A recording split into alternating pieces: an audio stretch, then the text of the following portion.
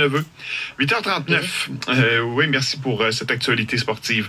Je sais, là, je vous ai parlé de ça au début de notre heure, vers 8h10 environ, mais c'est là qu'on vous présente toute cette histoire-là. Si vous êtes un habitué des matins en or, vous savez là, que moi, ce genre d'histoire, ça m'allume. Là, les gens qui vont au bout de leurs rêves. Là.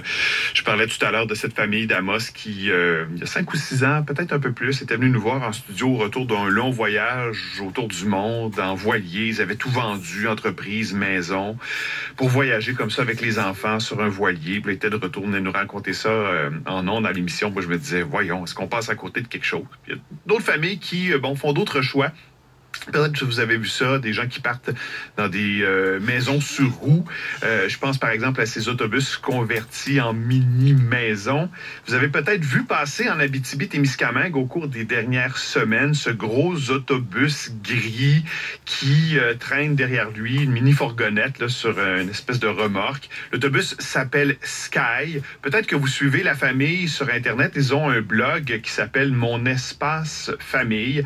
C'est la famille de Vicky Ringuette, elle, son conjoint, ses 4 enfants qui ont fait ce choix, qui ont tout vendu pour s'installer à bord de leur mini-maison maintenant, autobus scolaire converti, pour voyager à travers le pays. Ils étaient dans la région au cours des dernières semaines, ont pris la route jusqu'à Radisson, sur la route Billy Diamond, sur le secteur jamésien, mais sont de retour à Val-d'Or ce matin après un pépin pour le moins imprévu plutôt sur cette semaine sur le secteur de la Jamésie.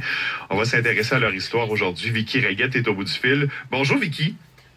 Bonjour, ça va bien? Oui, ça va bien. Juste avant d'aborder ce fameux pépin là, qui, en fait, c'est presque le ciel qui vous est tombé sur la tête cette semaine, j'aimerais quand même qu'on s'intéresse avant à votre projet parce que ce projet, d'abord, vaut la peine qu'on s'y attarde. Présentez-nous, ce que vous avez choisi de vivre avec votre famille depuis maintenant plus d'une quarantaine de semaines. Bien, en fait, nous, c'est un projet qui date en préparation depuis presque 3 ans maintenant. On a fait beaucoup d'épuration. En fait, c'est suite à beaucoup d'événements familiaux que j'étais partie toute seule avec les enfants en voyage rejoindre mon père. En revenant, les enfants ont rentré dans la maison et ils ont dit « Maman, c'est beaucoup trop grand ». Et suite à cette phrase-là, moi et Alexandre, on a vraiment... ça a vraiment été un choc là, quand nos enfants nous ont dit que la maison était rendue trop grande. Donc, on a fait un processus, beaucoup d'épuration, tout ça, qui nous a emmenés vers le projet de l'autobus. Donc, sachez que non, c'était pas dans nos plans de vie. Là. Tu sais, souvent, on fait des plans de vie, mais ça n'en faisait pas partie du tout. Là. Ça s'est présenté à un moment donné de cette façon-là. Exact. Ben, dans le fond, on suivait déjà un peu les gens qui faisaient ce choix de vie-là. Souvent, c'était des couples qu'on suivait. Et donc, en écoutant ça, comme on ça a sorti dans nos discussions, on a fait « Hey, on fait ça ».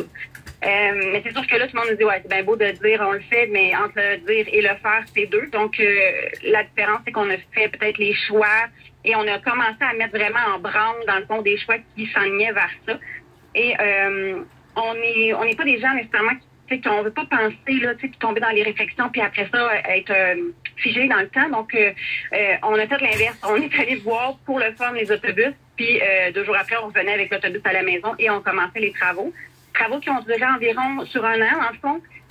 Beaucoup de gens se demandent combien d'heures qu'on doit mettre. Nous, on a mis environ 2000 heures à 4 adultes qui travaillaient tout souvent. Là. Moi, mon père, mon beau-père, puis mon chum. Donc, avec plein d'autres aides connexes alentours, on était vraiment chanceux pour notre entourage. Parce que c'est pas un VR, c'est votre maison. C'est important de le rappeler encore, ouais. En fait, c'est ça. C'est que le but, c'était que nos enfants ils sentent bien, qu'on soit bien aussi en voyageant, que quand ça va moins bien, justement, notre doudou, on revient à la maison, un peu comme tout le monde. En fait, on s'est construit comme un peu une genre de maison neuve, mais sur roue, donc dans notre autobus, et en utilisant beaucoup de matériaux réutilisés aussi, usagés, pour justement aller dans notre sens un peu plus écologique là, qu'on essaie de prendre comme tendance. J'ai une foule de questions, Vicky. On va y aller à rafale si vous voulez bien. Sinon, on n'aura pas le temps de passer à travers tous les sujets que je vais aborder avec vous. Rapidement, dites-nous par où vous êtes originaire d'où et par où vous êtes passé au cours des 40 dernières semaines. Parfait. On est originaire, nous, dans le fond, on vient de la région de Vaudreuil-Soulanges, donc plus précisément à Saint-Clet, qui est une municipalité.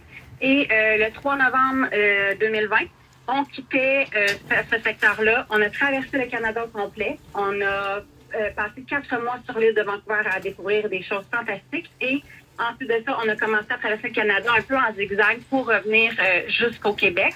dans notre mois, dans le fond, qui est permis de sortir par rapport à la RAMQ. Donc, on a traversé tout le Québec. Et là, cet été, après avoir passé un peu de temps avec notre famille dans le sud, on voulait aller voir la baie James. Donc, on est allé jusqu'à Longue Pointe, en haut, pour se mettre les pieds dans la baie James. Donc, et là, on est de retour à Val-d'Or. Comment vous financez tout ça?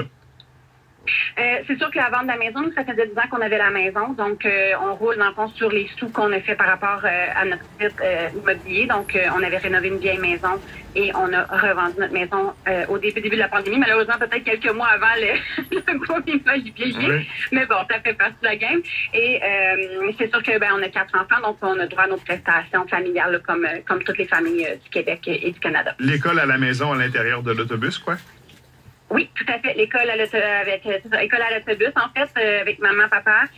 On fait beaucoup l'école axée, dans le fond, sur le programme québécois, donc avec les mêmes manuels que les amis partout au Québec. Mm-hmm. Mais on fait beaucoup aussi à travers notre voyage. C'est sûr que les enfants font beaucoup de sciences naturelles, beaucoup de géographie. C'est le plus jeune de 5 ans qui connaît ses provinces déjà. Donc, c'est sûr que beaucoup d'histoires aussi à travers notre voyage par rapport à nos activités. Et bien évidemment, de passage en Abitibi-Témiscamingue depuis quelques semaines maintenant, jusque la route Billy Diamond, en passant par Matagami. Et là, vous étiez sur le chemin du retour. Je veux juste mentionner, vous êtes allé voir Radisson. Vous avez même rencontré Sylvain Paquin, à qui on parle assez régulièrement à notre émission, qui habite pas très loin, qui fait dans l'industrie touristique, mais pas très loin de Radisson, qui prend de superbes photos animalières également, je le mentionne au passage. Vous étiez sur le chemin du retour et là, expliquez-nous ce qui s'est passé mardi. Ben en fait, tout allait bien, là, on roule, tout est correct et soudainement, plus aucune aiguille sur nos cadrans, donc plus de vitesse, plus rien, 2 lumières qui s'allument. On prend la décision d'arrêter, de redémarrer l'autobus à quelques reprises. On avait eu dans le passé un sensor, parce que l'autobus, faut savoir, ça fonctionne avec un ordinateur. Donc, quand il y a une problématique, l'ordinateur peut lock tout pour protéger l'autobus, si on veut. Donc, Alexandre a pris le leadership de dire, je vais aller vérifier, c'est peut-être encore notre sensor. Et quand il s'est touché sous l'autobus, eh bien, on avait une belle fuite d'huile là, qui prenait une petite douche d'huile par rapport à la transmission. Donc, la transmission a décidé que elle n'avançait plus. Donc, c'est sûr que en temps normal, si on aurait été n'importe où, l'accessibilité était quand même facile. Là, on était au kilomètre 240 sur une route de 620 quelques kilomètres, sans réseau, sans service. Avec nos 4 enfants toujours, c'est sûr. Donc, c'est sûr que c'est pas nécessairement la plus belle place à avoir un pépin comme ça qui nous arrive. C'est-à-dire que c'est ça qui nous a généré le plus de stress, là, d'organiser ça. Et donc, on est chanceux. Par contre, on tire notre auto, comme tu as dit. Donc, on a détaché la voiture, on a pacté la voiture. On a eu des bons Samaritains aussi qui ont passé en même temps, qui ont attaché le dolly parce qu'Alexandre a dit, c'est clair, on arrête ça là. Faut plus que l'autobus bouge, sinon on va tout casser. Donc, on va se rendre à la prochaine municipalité qui était à Matagami pour aller chercher de l'aide, appeler un remorqueur et tout ça. Et c'est là qu'on a appris, c'est ça. On était dans le nord, puis dans le nord, les coûts sont quand même assez élevés par rapport à tout ce qui touche le nord. Donc, on a eu une pas pire surprise, en effet. Oui, je vais prendre quelques raccourcis, mais essentiellement, vous avez dû faire remorquer votre maison, votre autobus, jusqu'à Val-d'Or. Vous êtes maintenant stationné, là, puis encore une fois, je dis raccourci parce que vous avez dû dormir à Matagami en cours de route pendant que votre conjoint allait chercher l'autobus et tout ça. Mais là, vous êtes installé à Val-d'Or dans la cour d'un garage mécanique où on va tenter de réparer tout ça. Je mentionne au passage à nos auditeurs que vous avez lancé un GoFundMe parce que ce sont des dépenses imprévues qui sont particulièrement élevées. J'ai l'impression que ceux qui vous suivent dans les réseaux sociaux sont sympathiques à votre cause parce que déjà, vous avez réussi à atteindre 2000 $ sur un objectif de 5000 en ce moment sur votre campagne GoFundMe. C'est quoi la suite, Vicky Ringuette? Une fois que c'est réparé, on reprend la route ou ça remet tout ça en question? C'est sûr que quand c'est arrivé, on a tout remis en question. C'est donc fait les bons choix, est-ce que c'est le bon choix de vie, tout ça.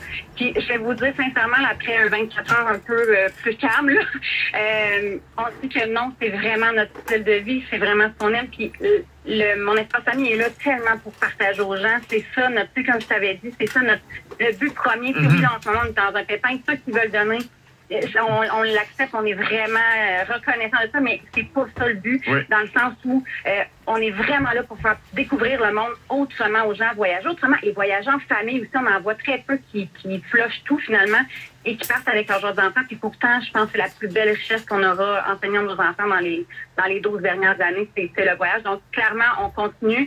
C'est ça, on va prendre le temps de bien observer la région encore plus profondément, vu qu'on est ici pour au moins un jour d'attente là, pour avoir des nouvelles. J'invite les gens vraiment à venir voir la page. Il y a un paquet d'informations voyage, sur l'épuration, sur l'éducation de nos enfants. On est vraiment super open, là, donc les gens, n'hésitez pas à venir nous jaser, ça nous fait tellement plaisir, c'est le but premier de notre page. Bien à l'aise avec la caméra qui accompagne les différents réseaux sociaux. Merci de ce témoignage ce matin. Bon passage malgré vous, un peu plus long que prévu en Abitibi-Témiscamingue. On vous souhaite de reprendre la route le plus vite possible, Vicky Ringuette. Merci infiniment pour votre invitation. Puis c'est Go with the Flow, donc ça fait partie de la game. Un gros merci la gang. Merci, bonne journée. Au revoir. Bye bye.